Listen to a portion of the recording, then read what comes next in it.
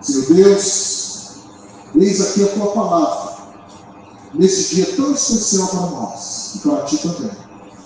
Fala para os nossos corações que queremos ouvir a tua voz, no nome do Senhor Jesus. Amém. Então nós podemos se sentar. Irmãos, a lei número 10.335, de 19 de dezembro de 2001, assinada pelo então presidente Fernando Henrique Cardoso, instituiu em todo o território nacional o segundo domingo de dezembro como o dia da Bíblia. A Bíblia é, por excelência, o livro dos livros. A palavra, a Bíblia, ela vem do grego da Bíblia, que significa os livros. Por quê? Porque o termo da Bíblia deveria ser tomado como um substantivo coletivo, que fosse o sinônimo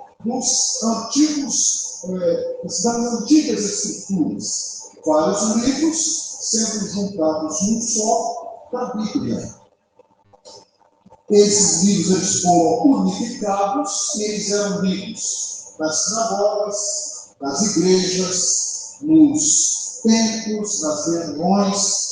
E quem primeiro utilizou esse vocábulo foi João Crisóstomo, que exerceu o patriarcado de Constantinopla no século IV depois de Cristo. A Bíblia, pois, é a revelação de Deus à humanidade. A Bíblia não é simplesmente um repositório das palavras de Deus. A Bíblia é a palavra de Deus.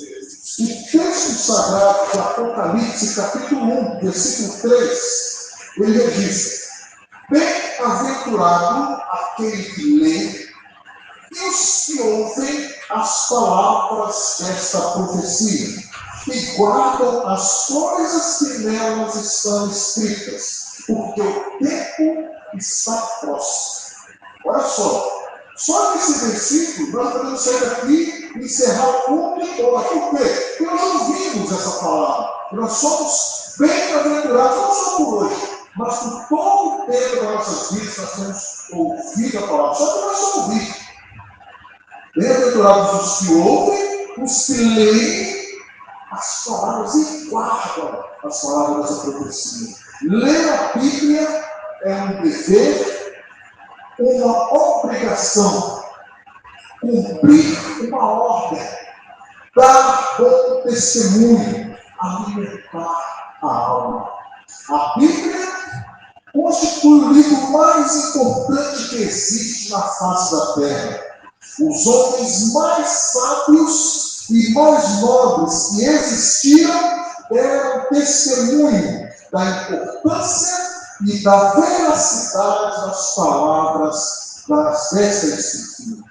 As nossas atitudes para com a Bíblia Sagrada dependem das conclusões que tiramos dos ensinamentos que estão na própria Bíblia. Muita gente faz comentários críticos da Bíblia, mas nunca leram a Bíblia. Não é isso? Pessoas que às vezes criticam a Bíblia, dizem que não acreditam, que tudo aquilo ali é mitologia, mas nunca pararam para ler a Bíblia. Não conhecem a verdade e se baseiam apenas em suposições. A Bíblia cristã, ela apresenta duas grandes divisões, que são o Antigo Testamento e o Novo Testamento. A palavra testamento traduz o vocábulo grego diateque, que significa aliança, herança, testamento, pacto, contrato, acordo, que por sua vez é a tradução do termo hebraico brit, que significa aliança. Por interpretação religiosa, diversos pactos foram feitos entre Deus e os homens. Quem nunca leu Gênesis capítulo 9, quando Noé sai da arca, arma ali um altar, faz um sacrifício a Deus, e Deus vem, abençoa Noé e sua família, e fala assim: olha, vou fazer uma aliança com você, mãe. Não vou mais destruir o mundo pelas águas. E aqui está o sinal. Vou colocar o meu arco nas nuvens. E todas as vezes que vocês virem o arco, será a lembrança desse sinal. Será a marca do sinal de que eu não vou mais destruir. Foi um acordo, uma aliança que Deus fez com Noé. Eu não sei se você já teve a oportunidade de ver. Quem aqui já teve a oportunidade de ver um arco de Deus nos céus, quando nós estamos terminando as chuvas? Aquilo ali é a aliança. É o sinal da aliança que Deus fez com o homem. Outra aliança que Deus fez está em Gênesis capítulo 15, quando ele promete a Abraão que a descendência de Abraão seria como as estrelas do céu. Vem cá, Abraão. Olha aqui lá de fora da barraca. Olha só. Quantas estrelas? Vem quantas estrelas tem ali. Pois olha só. Tem as estrelas. A quantidade daquelas estrelas será a quantidade da sua descendência. E detalhe, Abraão já estava idoso, Sara também idoso, não tinha filhos. Como então crer nisso? Mas aí a Bíblia nos conta que tudo que Deus promete, ele cumpre. Então, aliança, testamento. O Antigo Testamento é a primeira das duas principais partes da Bíblia, contendo 39 livros, classificados em 5 grupos. Pentateuco, Gênesis, Êxodo, Levítico, Números, Deuteronômio, os livros históricos, Josué, Juízes, Ruth, 1 Samuel, 1 Reis, 2 Crônicas, Esdras, Neemias e Esther. Os livros poéticos, Jó, Salmos, Provérbios, Eclesiastes e Cantares de Salomão. Os profetas maiores, Isaías, Jeremias, Lamentações de Jeremias, Ezequiel e Daniel, e os profetas menores, Oséias, Joel, Amós, Obadias, Jonas, Miqueias, Naum, Abacuque, Sofonias, Ageu, Zacarias e Malaquias. Essa ordem ela foi padronizada aqui no Ocidente, mas existem outras ordens da Bíblia de acordo com os grupos cristãos, sejam eles os católicos romanos, tem uma outra constituição, tem uma outra divisão da Bíblia, os ortodoxos, armênios, etíopes, cópticos, siríacos e nestorianos, os quais incluem os livros apócrifos, e em alguns casos também os pseudo-epígrafos, que são livros de pessoas que escreveram como se fossem os apóstolos e colocaram o seu nome lá. Né? Ou algum personagem bíblico, por exemplo, o livro de Enoque, né? Não foi Enoque que escreveu. Mas eles colocam lá, alguém escreveu e colocam ali, já é Enoque, não é Enoque, foi uma outra. Alguns grupos adotam esses livros. O Antigo Testamento hebraico, ele não contém os livros apócrifos, os 7 livros que a Igreja Católica adotou, porém, eles estão dispostos de outra forma. O Novo Testamento também se divide em 5 grandes grupos. Os biográficos, Marcos, Lucas e João, os históricos, Atos dos Apóstolos, Epístolas, Paulinas, Romanos, 1 e 2 Coríntios, Cartas, Efésios, Filipenses, Colossenses, 1 e 2 Tessalonicenses, 1 e 2 Timóteo, Tito e Filemão. E as epístolas gerais, Hebreus, Tiago, 1 e 2 Pedro, 1, 2 e 3 João, Judas e o livro profético de Apocalipse. A Bíblia, ao longo dos tempos, ela vem sendo traduzida por várias nações. E as traduções consideradas as mais importantes para alguns teólogos são a Septuaginta, que é a tradução do Antigo Testamento do hebraico do aramaico para o grego, feito ali mais ou menos 300 anos antes de Cristo, e a Vulgata, que foi a revisão feita por Jerônimo da tradução latina por volta do ano 382 a 404 depois de Cristo. E essa Bíblia Vulgata, ela foi, durante mais de 1000 anos, a Bíblia utilizada pela Igreja Católica e lógico, como no início a Igreja Católica englobava também os cristãos evangélicos, é a Bíblia que era utilizada, pelo menos até ali o ano de 1500, 1400, quando teve ali a Reforma Protestante. O Antigo Testamento foi escrito na maior parte em hebraico, sendo que algumas passagens curtas em aramaico. Quais são as passagens?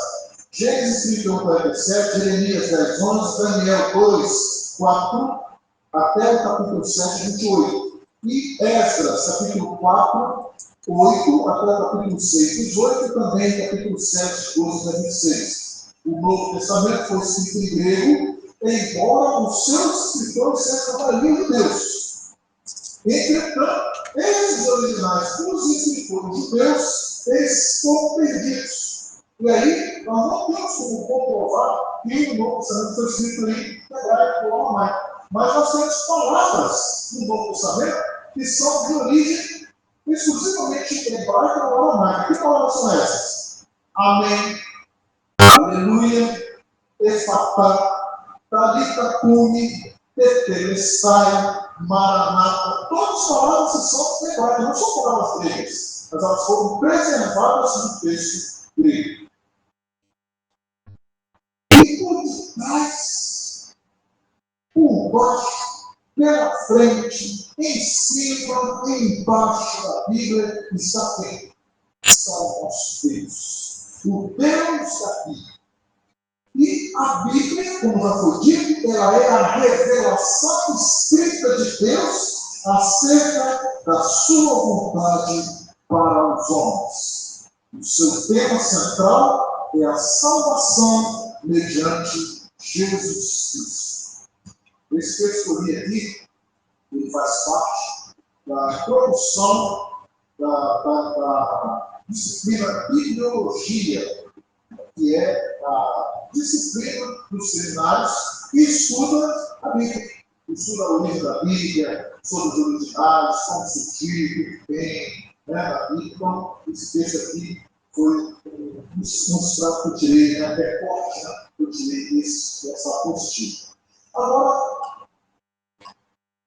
além da mensagem da salvação que a Bíblia traz, nós podemos utilizar os textos bíblicos para resolver, para tirar qualquer dúvida de qualquer situação das nossas vidas, seja dentro do ambiente familiar, seja no ambiente da escola, do trabalho, das nossas relações no nosso condomínio.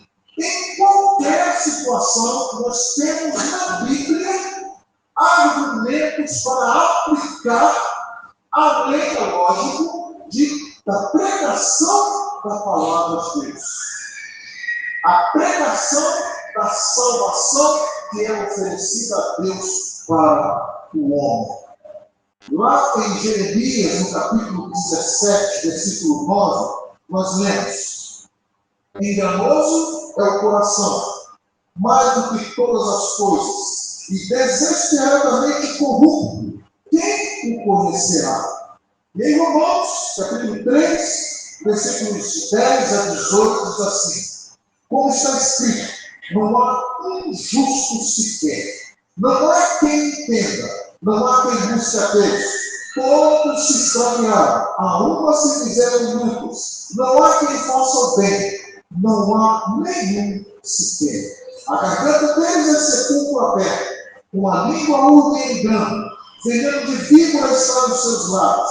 A boca deles a tem cheia de maldição e amargura. São os seus pés velozes para derramar sangue, nos seus caminhos a destruição e miséria. Desconheceram o caminho da paz. Não há temor de Deus diante dos seus olhos. Essa é a visão do homem que não tem Deus. Essa é a visão daquele que, como foi dito aqui, que nosso irmão Sérgio, quando alguém quer, vai pegar o Novo Testamento, ele não quer.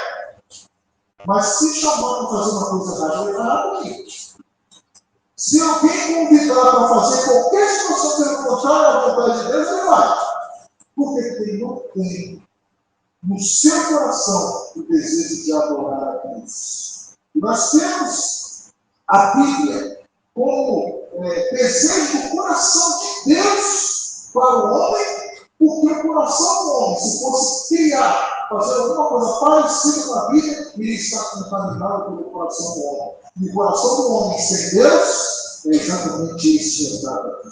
E nós sabemos que o mal ele age no coração do homem provocado pelo pecado. E nós, se nós não tivermos o contato com a Bíblia, se nós não tivermos verificando as nossas atitudes, todas as vezes que vamos fazer, passar pelo crivo da Bíblia, nós seremos dominados pelo pecado. Porque ele está tentando nos dominar a todo instante. E é por isso que nós precisamos utilizar em todos os nossos negócios, em todos os ambientes, em todas as situações da nossa vida, nós precisamos utilizar os ensinamentos da Bíblia para sermos bem-sucedidos. Porque Deus, Ele predeterminou, quando Ele inspirou os homens que escreveram a Bíblia, Ele colocou no coração desses homens tudo aquilo que era necessário ser colocado nesse livro para que nós pudéssemos ter uma vida diante de Deus. Porque muitas vezes, para ter boa vida diante de Deus, nós vamos precisar negar nós mesmos, negar as nossas vontades para seguir a vontade de Deus. E aí, nós temos vivido tempos em que muitas dúvidas têm sido colocadas, questionando a veracidade da Bíblia, questionando que a Bíblia é atual. Tem gente que fala, a Bíblia está desatualizada. Precisamos atualizar a Bíblia. Será que isso é uma verdade? Será que nós vamos compactuar com isso? E é pensando nisso, pensando nesse desejo de colocar a Bíblia como regra de fé e prática em todas as áreas da nossa vida, eu quero rapidamente, meus irmãos, meditar em 5 pontos que eu posso dizer que são inquestionáveis, são absolutos. E nós, entendendo esses 5 pontos, nós podemos nortear todo o nosso agir baseado na palavra de Deus. Primeiro ponto, a Bíblia é pura e é inteira. Lá em Hebreus, no capítulo 4, versículo 12, nós encontramos assim: porque a palavra de Deus é viva e eficaz, e mais cortante que qualquer espada de 2 gumes, e penetra até o ponto de dividir alma e espírito, juntas e medulas, e é apta para discernir os pensamentos e propósitos do coração. Temos em autor da Bíblia, embora ele tenha escolhido mais ou menos 40 escritores, mas um autor de Deus. Ele inspirou esses 40 escritores para escrever aquilo que ele queria que fosse escrito. E essas palavras que foram escritas vieram diretamente do coração de Deus. E o coração de Deus, ele é imune a qualquer tipo de influência ou opinião, qualquer tipo de pensamento, qualquer tipo de filosofia. Deus é imune a tudo isso. E aí, sendo dessa forma, e vindo diretamente do coração de Deus e sendo colocada nesse livro, nós podemos confiar que a Bíblia ela é pura e ela é inteira. Ela é estável. E ela, diferente de muitos que pensam, ela é atual. Tudo aquilo que está escrito na minha e na tua Bíblia, ela é aplicável em qualquer idade, em qualquer tempo e em qualquer povo. Não existe um ser humano na face da terra que não possa ser influenciado pelas palavras da Bíblia. E nós podemos ter essa certeza, porque ela veio diretamente do coração de Deus. Segundo ponto, a Bíblia é necessária. Lá em Mateus, capítulo 4, versículo 4, está escrito assim: Jesus, porém, respondeu: está escrito, não só de pão viverá o homem, mas de toda palavra que procede da boca de Deus. Jesus falou que está escrito. E isso é uma coisa que muitas vezes nós encontramos pregadores que falam assim, olha, eu não gosto de utilizar os textos do Antigo Testamento. Eu quero só o texto do Novo Testamento. Os textos do Novo Testamento eles são excelentes para que você possa iniciar a sua caminhada cristã. Vimos aqui testemunhos de pessoas que, através do Novo Testamento, tiveram suas vidas transformadas. Mas a partir do momento que houve essa transformação, há necessidade de você utilizar todos os textos da Bíblia. Sabe por quê? Porque Jesus fazia isso.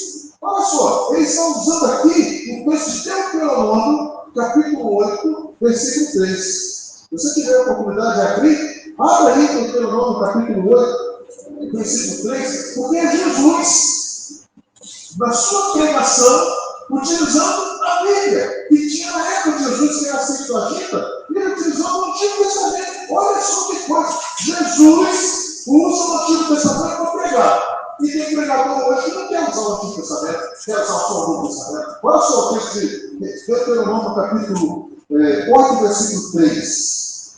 Ele te humilhou, te deixou ter fome, e te sustentou com maná, que tu não conhecias, nem teus pais o conheciam, para te dar a entender que não só de pão viverá o homem, mas de tudo que procede da boca do Senhor viverá o homem. E o que procede da boca do Senhor? A palavra. E o que é a palavra do Senhor?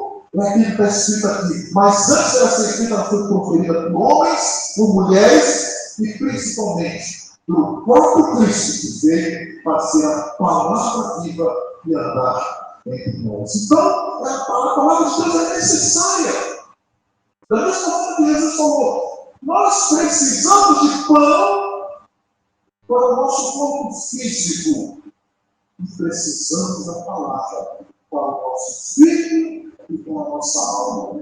Porque aquele que for bem alimentado, né, o espírito, a alma e o corpo, aquele que for bem alimentado vai sobressair. Se eu alimentar mais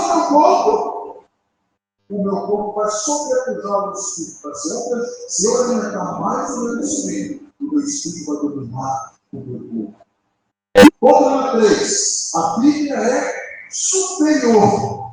Em Isaías capítulo 5, versículos de 8 a 9, diz assim: porque os meus pensamentos não são os vossos pensamentos, nem os vossos caminhos os meus caminhos, diz o Senhor. Porque assim como os céus são mais altos do que a terra, assim são os meus caminhos mais altos dos seus vossos caminhos, e os meus pensamentos mais altos do que os vossos pensamentos.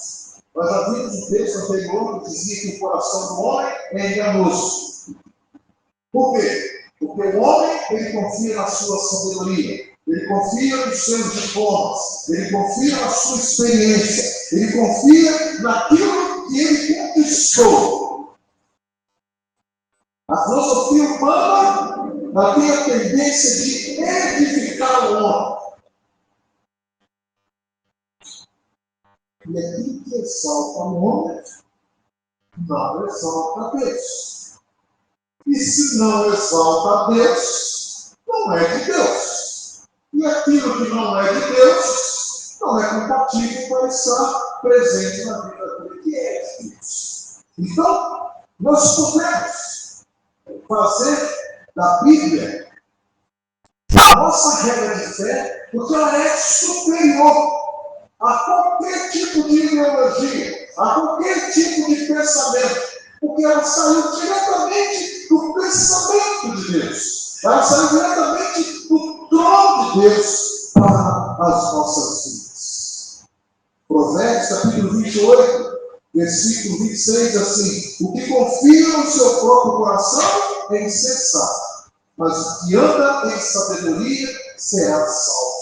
Lá em 1 Coríntios, no primeiro capítulo, Paulo fala: a sabedoria de Deus é loucura para aqueles que perecem, porque eles não conseguem entender. Mas aquele que tem a palavra como regra de fé, ele tem a sabedoria de Deus e exala o perfume de Deus. Então, nós vimos então até agora que a Bíblia ela é confiável para guiar nossos passos, porque ela é pura inteira, porque é necessária e porque é superior. Faltam mais 2 pontos para a gente fechar a nossa mensagem nessa noite. Ponto número 4. A Bíblia é divina.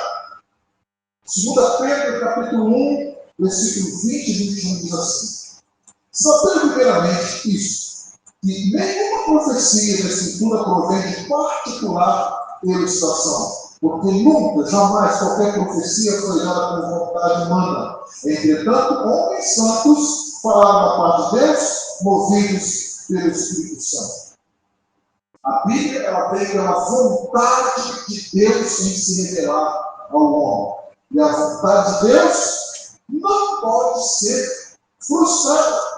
Nós temos esse texto lá no Jó, quando ele chega no final, Jó 42, ele fala assim: olha, eu hoje estou conhecendo Deus porque eu tive acesso, eu conversei com Ele, eu convivi com Deus. Antes, apenas eu sabia de Deus pelo aquilo que eu ouvia.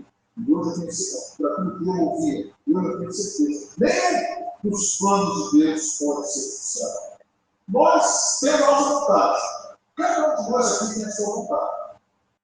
Às vezes, essa nossa vontade é boa. Às vezes, essa nossa vontade é má. E às vezes, essa nossa vontade é nenhuma. Às vezes, eu não tenho vontade de nada. Às vezes, eu não quero fazer. Às vezes, por Deus, derrama a sua vontade. Tudo aquilo que Ele faz, tudo aquilo que Ele quer que o homem saiba, Ele faz isso acontecer. E Ele fez isso quando Ele colocou na Bíblia. Por isso nós podemos olhar para a Bíblia e falar assim: o que eu preciso fazer em tal e tal situação? Eu vou olhar a Bíblia. Por quê? Porque a Bíblia, ela é divina. A Bíblia não é humana. Ah, mas alguém fala assim que a Bíblia foi escrita por homens. Mas também foi escrita por homens. Porque se eu ver algum irmão escrevendo alguma coisa, eu vou morrer de ser mal. Porque o homem é o único ser capaz de escrever. É o único ser dotado de inteligência que teve condições de escrever a Bíblia. Deus tocou nesse homem para que ele escrevesse. Então, também foi escrito por homem, sim. Mas ela foi diretamente do dom de Deus, do coração de Deus, do pensamento de Deus, para o papel, para o papiro na época, para o pergaminho, para a tradição oral. E hoje nós temos a Bíblia.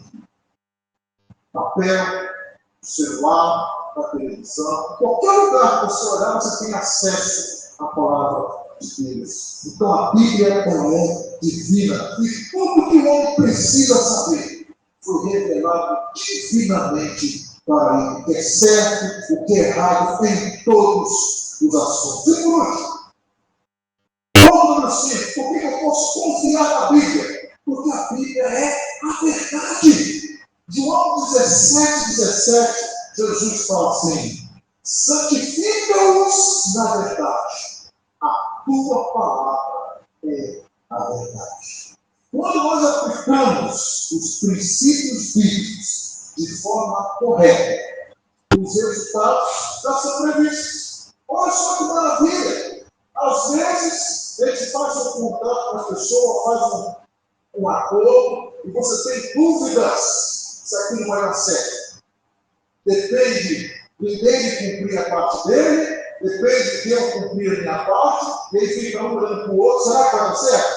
Agora, quando nós lemos a palavra de Deus, quando nós seguimos aquilo que Deus colocou para que nós possamos seguir, o resultado já está previsto. Jesus fala assim: quem crê e for batizado será salvo. Você creu, você foi batizado? Sim. Então você vai ser salvo. Por quê? Porque isso está escrito na palavra. Então a palavra é firme, a palavra ela deve trazer em nós tranquilidade. Hebreus, capítulo 6, versículos 17 e 18, diz assim: por isso, Deus, quando quis mostrar mais firmemente aos herdeiros a promessa, a imutabilidade do seu propósito, se interpôs com juramento, para que, mediante duas coisas imutáveis, nas quais é impossível que Deus minta, fortemente tenhamos nós de que já corremos para o refúgio, a fim de lançar mão da esperança proposta. Deus forte alento temos nós, já que corremos para o refúgio, a fim de lançar mão da esperança composta. O texto garante que Deus não pode mentir. E isso nos deixa à vontade. Para quê? Para que nós possamos crer nas verdades absolutas que a Bíblia nos traz, nas garantias das consequências fixas quanto à nossa obediência ou desobediência. É garantia fixa. Obedeceu, é isso que você vai ter. Não obedeceu, é isso que você vai ter. E quando nós lemos Deuteronômio 28, versículos 1 e 2, diz o texto lá: se atentamente ouvirdes a voz do Senhor teu Deus, tendo cuidado de guardar todos os seus mandamentos que hoje te ordeno, o Senhor teu Deus te exaltará sobre todas as nações da terra. Se ouvires a voz do Senhor teu Deus, virão sobre ti e te alcançarão todas estas bênçãos. Naquele momento, o povo está no final da sua jornada, no deserto, está prestes a adentrar na terra prometida, não tinha ainda a lei escrita, a maioria da lei era oral. Deus falava com Moisés falava com o povo, e aí então, ele falava: se vocês ouvirem aquilo que não serve Moisés está falando para vocês serão abençoados quando entrarem na terra prometida. E aí, lá em Jeremias, no capítulo 15, versículo 16, olha só, diz assim: achadas as tuas palavras, logo as comi. As tuas palavras me foram boas e alegria para o coração, pois pelo teu nome sou chamado ao Senhor dos Exércitos. Temos garantias de bênçãos pela obediência à palavra de Deus, obediência à Bíblia que nós temos nas mãos. Porém, no mesmo texto de Deuteronômio, capítulo 28, versículo 15, diz assim: será, porém, que se não deres ouvidos à voz do Senhor teu Deus, não cuidando de cumprir todos os seus mandamentos e os seus estatutos que hoje te ordeno, então virão todas essas maldições sobre ti e te alcançarão. Da mesma forma,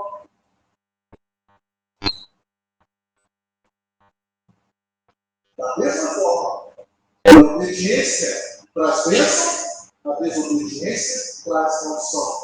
E aí, quando o povo, Moisés morre, e aí o povo vai entrar na terra prometida, e aí Deus vai falar já diretamente com Josué. E o que ele fala com Josué?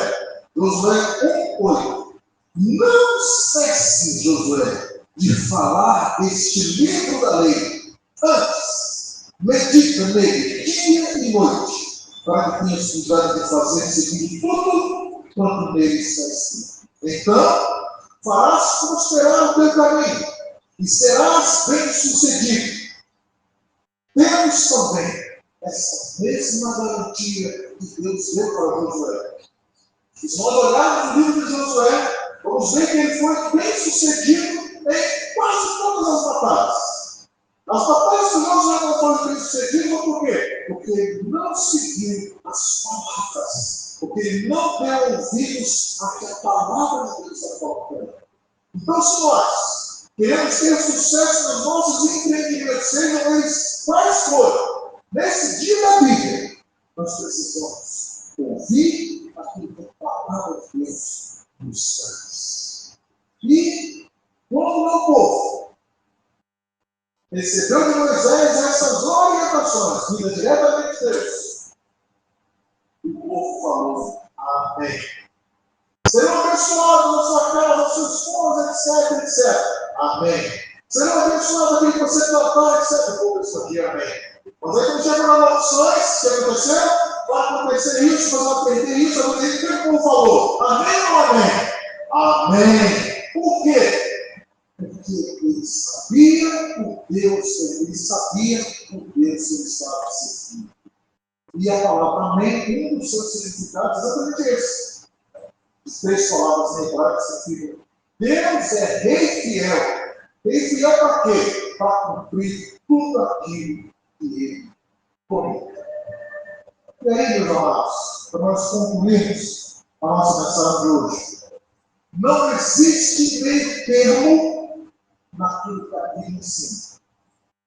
Cabe a nós decidir se nós vamos seguir ou não os seus ensinamentos. E nessa noite, eu quero te incentivar. Da mesma forma que Deus fez com o povo lá no deserto, eu quero te incentivar. E me incentivar também, que eu estou incluído nessa história. Vamos nos incentivar uns aos outros aqui nessa noite a ler a Bíblia, a seguir os seus ensinamentos. Eu não sei quantos dias, quantas horas você reserva no dia para você ler a sua Bíblia. Mas eu quero te incentivar. Você não serve tempo para ler a sua Bíblia na sua casa. Por quê? Porque o texto de Josué, capítulo 1, versículo 7 diz assim: não somente ser forte e muito corajoso para ter cuidado de fazer tudo segundo a lei que Deus serve a Moisés, seu ordenador. Dela não te desvies, nem para a direita nem para a esquerda, para que sejas bem-sucedido por onde quer que andares. Meus amados, você não quer ser bem-sucedido em tudo que você quer fazer? Vamos ver. Queremos ser sucedidos em todos os nossos planos e projetos? Vamos ver. E o texto, nós lemos aqui no início, lá de 2 Timóteo, diz que toda a Bíblia, toda a Escritura, ela é inspirada por Deus e útil. A Bíblia é útil, amado. A Bíblia é útil. A Bíblia não está desatualizada. A Bíblia é para hoje, a Bíblia é para agora. Ela é útil para o ensino, para a repreensão. E tem muita gente aí pregando que a Bíblia só tem coisa boa. Eu só quero ouvir a Bíblia aquilo que me abençoa. Não, a Bíblia também tem repreensão. E nós precisamos ser repreendidos muitas vezes. Porque muitas vezes nós falhamos com Deus. Então a Bíblia é útil para o ensino, para a repreensão, para a correção, para a educação da justiça. Mas não é a justiça do homem, é a justiça de Deus. E a justiça de Deus está personificada em Jesus Cristo. E para que tudo isso? A fim de que o homem de Deus seja perfeito e perfeitamente habilitado para toda obra. Meus amados, nessa noite, esse dia da Bíblia, com o testemunho das vidas aqui dos irmãos, que devocam a sua Bíblia, a sua vida, para entregar a Bíblia na mão daquele que nunca ouviu falar de Jesus. E tem muita gente que nunca ouviu falar, mas tem outras pessoas que às vezes a Bíblia é que a pessoa vai ouvir. Sabe assim, sabe lá na tua casa, no teu condomínio, no teu trabalho. Talvez você não vai entregar a Bíblia para ninguém ler, mas você vai ser a Bíblia e ele vai ler para você. Então, nessa noite, possamos ser incentivados a buscar a leitura da Bíblia. Mas não temos fazer nenhuma competição conosco mesmo para ler a Bíblia. Se você pegar uma película, que é um texto pequeno da Bíblia, que tem uma história completa, e você meditar naquele texto durante um dia inteiro, talvez você vai ter muito mais coisas para você mudar a sua vida do que você ler 3, 4 capítulos por dia, e você chegar no final do dia e você perguntar o que eu li em cada manhã. Então, leia a Bíblia, faça uma meditação na Bíblia. Porque o texto de Josué fala, Jesus fala, Deus falou para José, olha só, José, medita no livro dessa noite. Então, mais proveitoso do que simplesmente ler é meditar. Agora, sem proveito nenhum, é você não ter contato no meu tempo. Então, se eu não posso meditar, eu vou ler. Mas você faça alguma coisa, vamos fazer alguma coisa, vamos buscar na palavra todas as orientações necessárias para o nosso tempo. Amém, irmãos? Que Deus nos abençoe. Vamos fazer uma oração nesse momento. Senhor Deus e Pai, muito obrigado, Pai, pela tua palavra. Muito obrigado pela Bíblia que nós temos em mãos, seja ela em papel, seja ela digital, mas querido, seja o papiro, seja a forma que for. Muito obrigado, porque a tua palavra está nas nossas mãos. Nós temos a certeza que, olhando, lendo, meditando nessa palavra, nós seremos bem-sucedidos em toda boa obra que nós iremos fazer. E principalmente na obra de evangelização. Nós agradecemos por tudo, em nome do Senhor Jesus. Amém.